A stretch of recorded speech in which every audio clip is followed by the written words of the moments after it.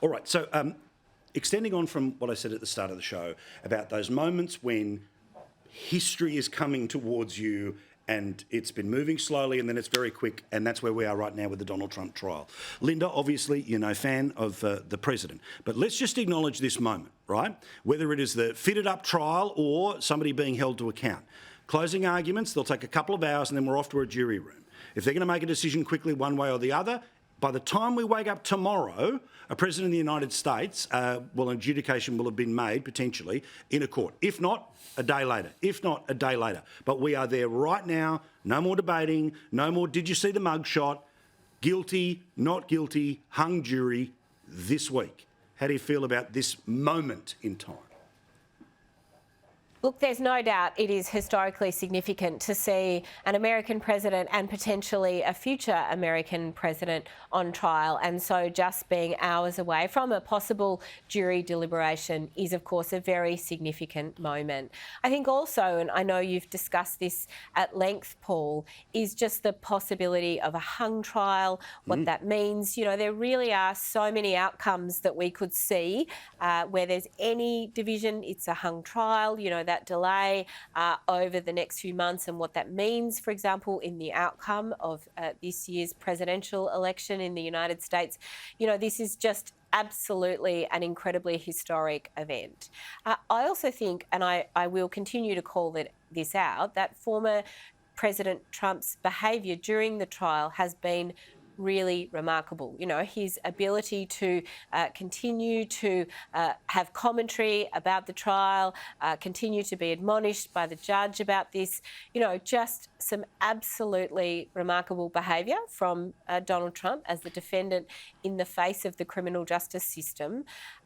It's so fascinating to me to see how American electors will judge his behaviour with respect to the prospect of him potentially running again for the US presidency. That's true, but James, and again, we could spend the rest of the show on this, the behaviour of the judge, where literally the jury was never sequestered, which means they can sit there and watch things in the court and then watch MSNBC at night to be told why the prosecution has made its case.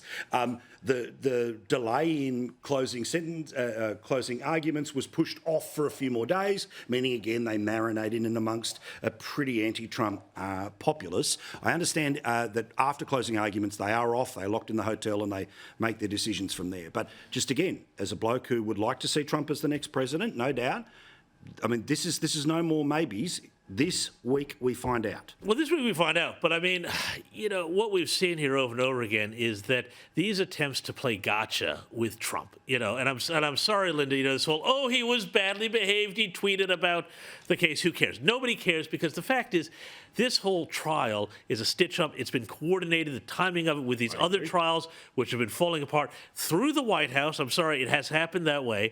And, you know, the idea that people are going to hold it against him for, you know, signing a non-disclosure agreement and, the bookkeeping wasn't done right.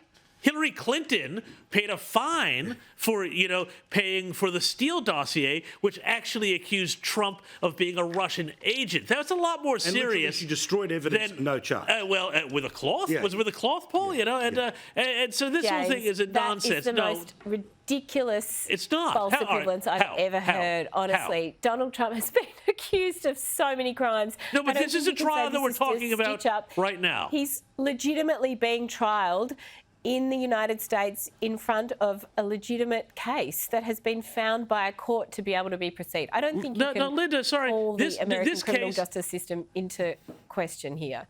This case no one has ever been charged with this bookkeeping offense. Nobody has ever, you know, this is a misdemeanor that they spun together with a bunch of others and then used that to concoct this idea that it was a felony. To enforce federal law, which he's already been exonerated in. Exactly right. So, I mean, this is legal. Everybody is saying this is legally novel. Yeah, but my point, Linda, which I will probably end up agreeing with you here on, which is I think all of us have seen plenty of major failings of the American legal system in many states, many years, many races, many cases. So again, when everyone just sort of leans in one direction to get somebody into the dock and then they present the case in a certain fashion, it leads to a certain result. We've seen that in lots of other things, and I think that's what's happening here. But we will discuss more as it all comes through. Again, details through the night, and then again, Peter Stefanovic in the morning.